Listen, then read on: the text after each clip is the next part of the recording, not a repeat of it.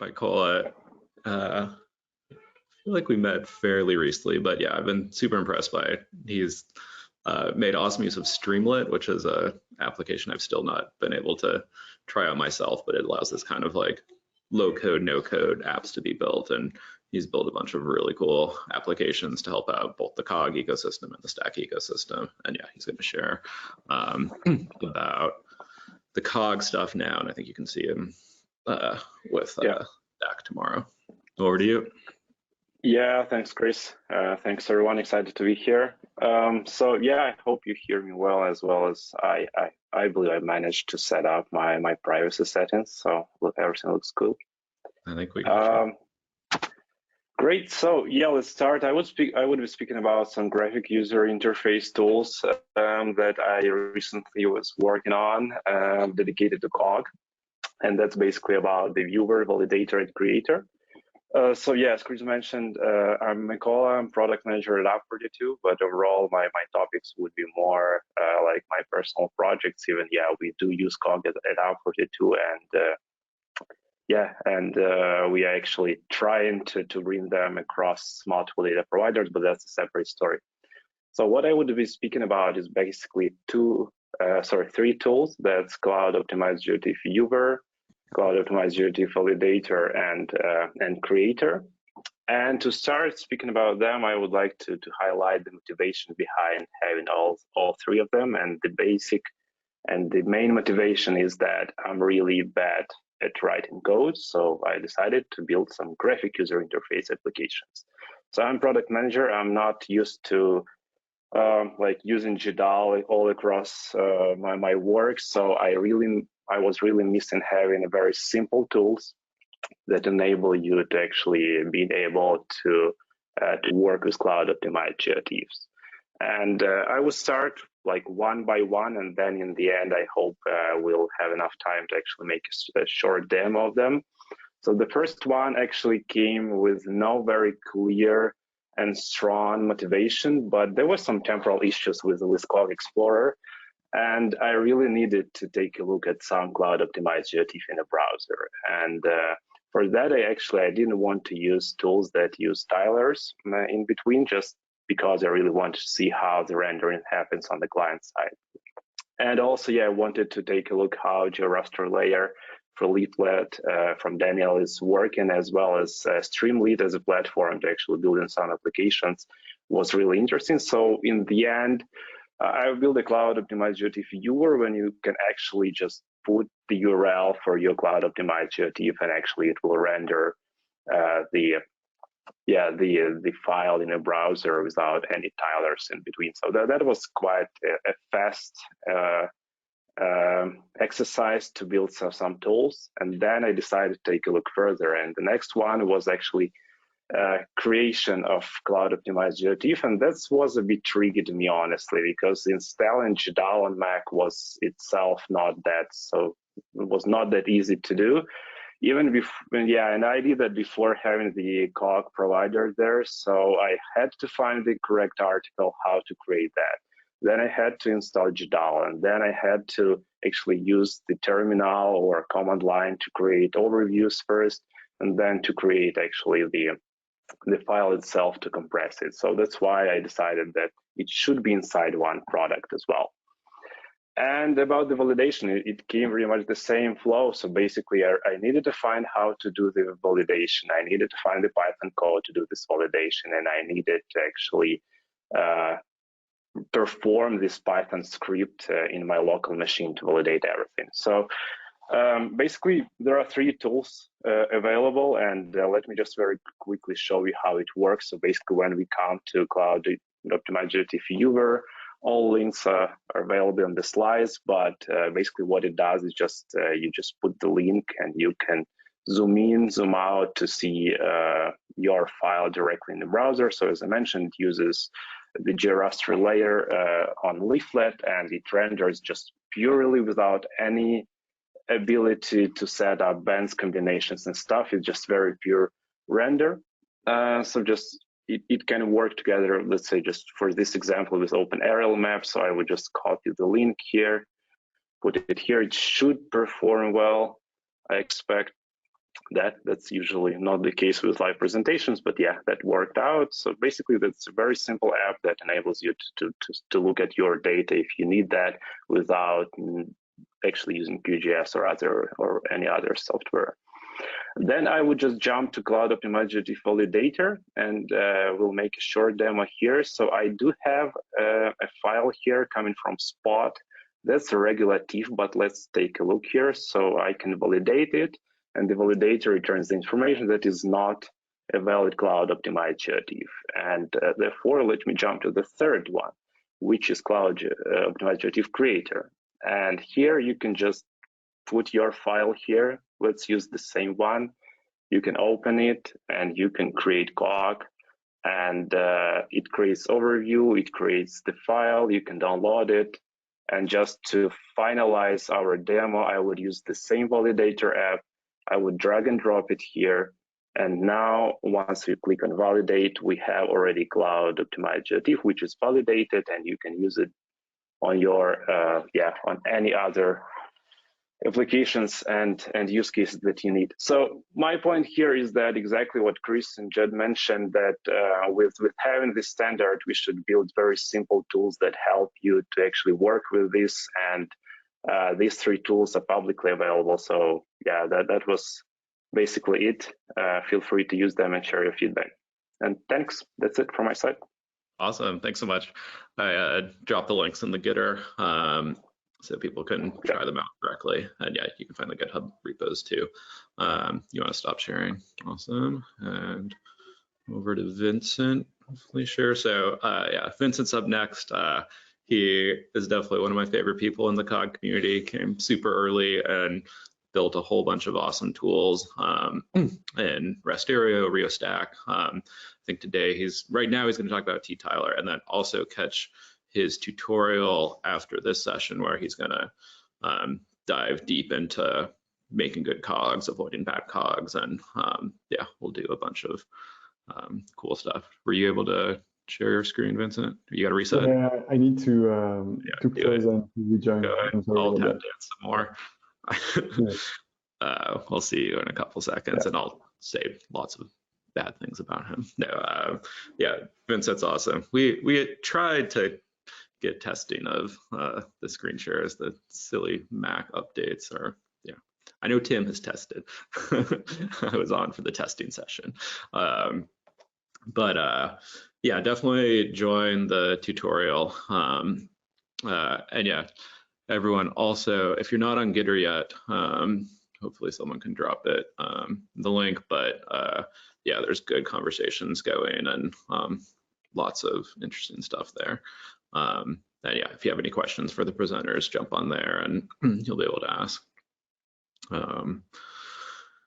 questions. I see something. Oh, I'm not sure where I am right now. Okay. Do that. Okay. Looks like you're on your phone. It's like all thin. All right. Can I do that? Okay. Yeah, looks good. Yeah, should be good. All right. Awesome. Yeah, sorry about that. I should have tried before. Anyway, so my name is Vincent Zarago. I'm going to talk about T-Tyler and what is T-Tyler. It's and how to create. It lets you create your own dynamic tile server. And all right. So first, I need to talk about dynamic tiling. So we had great intro from the speakers before, and especially from Jed. So dynamic tiling is a process of creating web map tiles from a Cloud-Optimized GeoTIFF or from any kind of dataset store on the cloud. And what it does, it reads the original data and then perform operation on the data and finally create PNGs or JPEGs to be able to display it on your web client. And so this works this is happening either if you are using a tile server or a dynamic tile server, or doing directly from the client as we showed just before. In this presentation, I'm going to talk about ttiler, which is a dynamic tile server that works on cloud on cloud process like AWS Lambda or Docker images. So dynamic tiling, you read the raw data, create tiles directly live, and instead of before what we used to do in previously when you wanted to show raster on web maps, you were performing every operation in advance and storing PNG tiles somewhere on the cloud. And so dynamic tiling just enables doing any operation directly live when the user requests the tile. And so ttiler is a project that I'm working on at Development Seed, which enables like anyone who knows Python or maybe not, just to deploy their own dynamic tile server everywhere. Could be on Azure, could be on AWS, could be on Google Cloud, could be locally. It's really something we try to keep it simple, so everyone can deploy their own dynamic tile server. So as I say, it's just a Python module.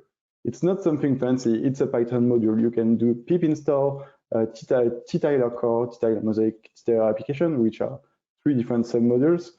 And after you can use it as it is, or you can extend it. You can customize it as you want. The core features of ttiler is like you can read Cloud-Optimized GeoTIFF. It can work with stack items. It can work with mosaics, virtual mosaics. It supports multiple projections, so you can have either your file in whatever projection and ask for ttiler to reproject dynamically the tiles in like Web Mercator or like WGS84 or whatever projection you want. It's built on top Fast API, which is a great web framework that more and more people are using. It has automatic Open API documentation, so you can quickly see the docs and learn how it works. And we have also example of deployment if you want to deploy your own on AWS. So as I say, ttiler is ready to use. You install ttiler on your local machine or like on your servers, and you can directly launch the ttiler application. And the ttiler application will create a set of endpoints that you can use to either access Cloud-Optimized GeoTIFF, stack, or mosaics. And so this is the only thing that you have to do. You do pip install ttiler application, UVcorn, so it's a Python module to create a SCGI server, UVcorn ttiler application, and you get a set of endpoints locally on your server. So we shipped natively a lot of endpoints. Like you can create tiles, you can get statistics, you can get part of your file if you want. So we give a lot of things at the beginning natively, but as I say, you can customize and remove some endpoints if you just want the tiles endpoints. If you just want to create tiles, and so when you have the endpoints up, you can pass the URL of your file to your endpoint to any endpoint and get the results the endpoint should give you. So again, you can customize ttiler. By default, we use something called tiler factories, where it's a Python class that lets you create default endpoints, but you can extend and you can do stuff with the tiler factories. So you can, as I explained, remove some endpoints if you want. So to create like super light application. And yeah, the goal for Titler was really to give a full application at the beginning, but let power users like start from Titler classes and do whatever they want with that. So again, Titler supports different type of files, different type of inputs, so Cloud-Optimized GeoTIFF, stack, mosaics, and or different kind of Cloud-Optimized GeoTIFF when you store each band of a scene in different Cloud-Optimized GeoTIFF. So natively, you can work with that with Titler. It knows how to work with that, and so you can really create your own application using Titler classes. And yeah, you can customize and the classes to do whatever you want. If you don't want, for example, the inputs to be URL equal the URL of your file for the endpoints, you can customize creating like specific query parameters to be passed to each endpoint. Some great feature of Titler, it comes with two different viewers, like really simple viewers.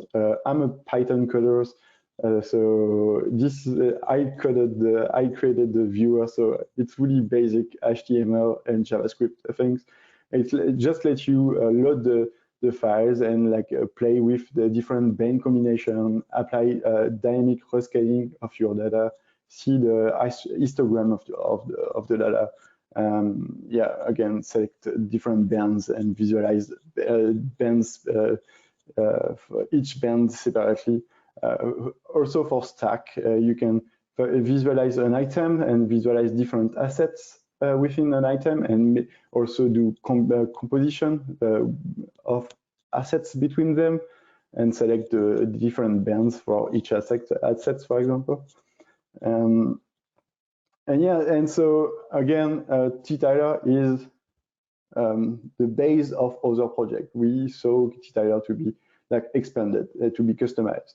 And one project we released a couple of months ago is Titler PGStack, which is a Titler application that connects to PGStack database, and which helps creating dynamic mosaics, like that.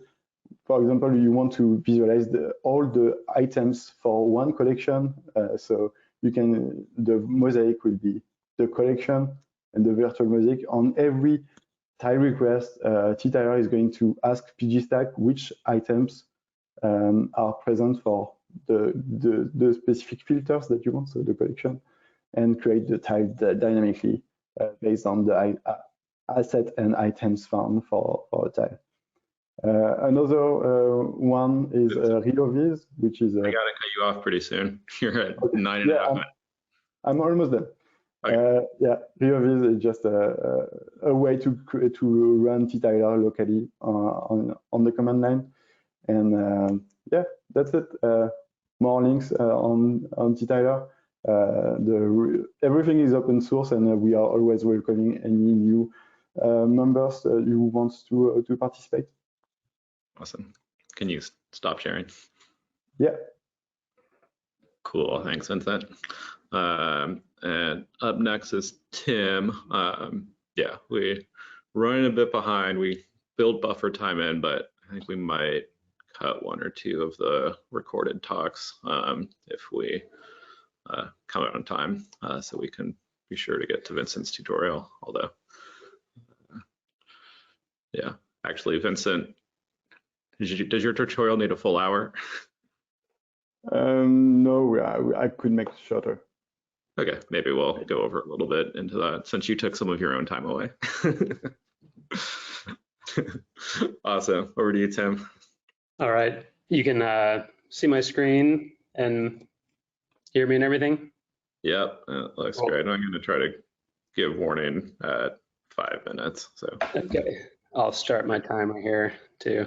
All right, I'm going to be talking about Cloud-Optimized GeoTIFF rendering with WebGL, and this is going to be featuring the Open Layers library. So this is from the perspective of somebody who is not a data provider or not looking to use existing tools, but someone who's developing web applications. OpenLayers is a library that lets you put maps on web pages.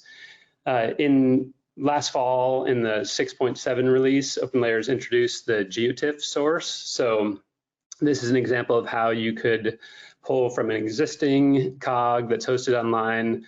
This might be a true color image, 3-band image, and we can display it as a source in OpenLayers.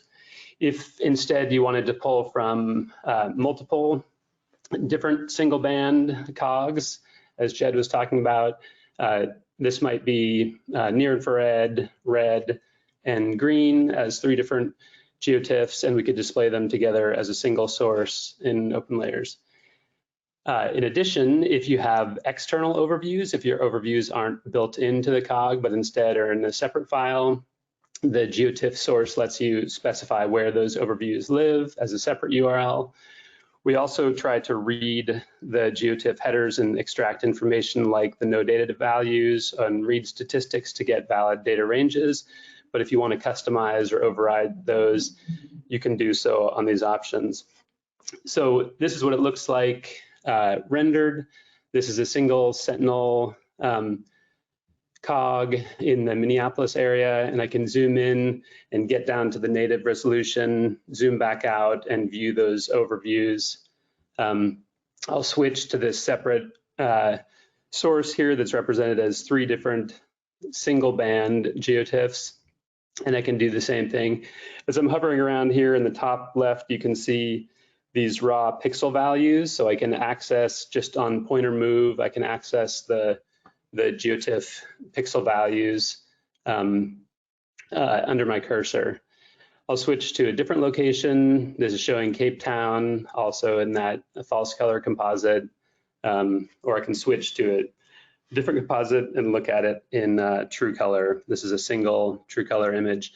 The true color image is just byte data, so these values range from 0 to 256, and then in the false color composite, that was uint16 data. So you see that we're actually interacting with the actual GeoTIFF values there. 2 functions that we made use of in the previous example. The first one was that get data function that allowed me to display the pixel values up in the upper left. And then the second new function on a source, if the source provides information like the projection, the extent, the overviews and their resolutions, sources now have a get view method, which returns a promise for view related properties, and then you can use that as your maps view. So you don't have to go out and read the metadata yourself or figure out how to configure the view. You can just say, let the source configure the view. In those previous examples, I was using RGB 3-band data, or 3 separate bands with 3 separate rasters with a single band each. If you had, for example, a 4 or a higher number of bands GeoTIFF, you could choose which bands you want to display in which channels. So here's an example of doing band 1 in the red channel, band 2 in the green channel, and band 3 in the blue channel, and then always using an alpha of 1. If instead I had 4-band data where the 4th channel was near infrared, I might decide I want to display near infrared in the red channel, and then the red, visible red data in the green channel, and finally the visible green in the blue channel. A little bit of what it looks like under the hood. So we use the awesome geotiff.js library, which I think you'll hear about later on, to parse GeoTIFFs in a web worker. So this is off of the main thread, parsing the GeoTIFF in a web worker. The source then loads tiles from that GeoTIFF, converts them into typed arrays, band interleaved by pixel, and then we bind that to textures. We also compile shaders for you based on the style expression, which I'll talk about a little bit more, and then render pipeline on the GPU, stitch that back together and display it in the browser. We looked at these band accessors. You can say I want my pixels to be displayed directly from the bands. You can also perform transformations on that data. So here I'm doing a difference between near infrared and red, the sum of those 2 bands, and then NDVI would be the ratio between the difference and the sum. And finally, you can say you want to do a linear interpolation of NDVI displaying values that are -1 as a gray color and +1 as a green, dark green color. I think I'm seeing notification that I'm going over time here, but here's an example of that dynamically generated NDVI values, and then I'm showing the values in the top there. I wanted to just quickly mention that you don't also only just have to do these static renderings. You can configure variables and say, I want the user to control which bands go in which channels, for example. And then as the user changes some elements in the UI, you can change which bands are displayed. So I might generate a false color composite here and do some contrast stretching, or let the user do contrast stretching. Finally, Jed mentioned that GeoTIFFs are not just for imagery data. You might have elevation data, and this is the same type of example, letting the user select where sea level is. There's elevation data in the GeoTIFF here, and as I'm dragging back and forth the slider, I'm updating a style variable for where this sea level is, rendering everything below sea level blue and above sea level as transparent. So that's it. And if you want to give it a try, you can check out the OpenLayers website and get more information there. And that's all I've got. Awesome. Thanks, Tim.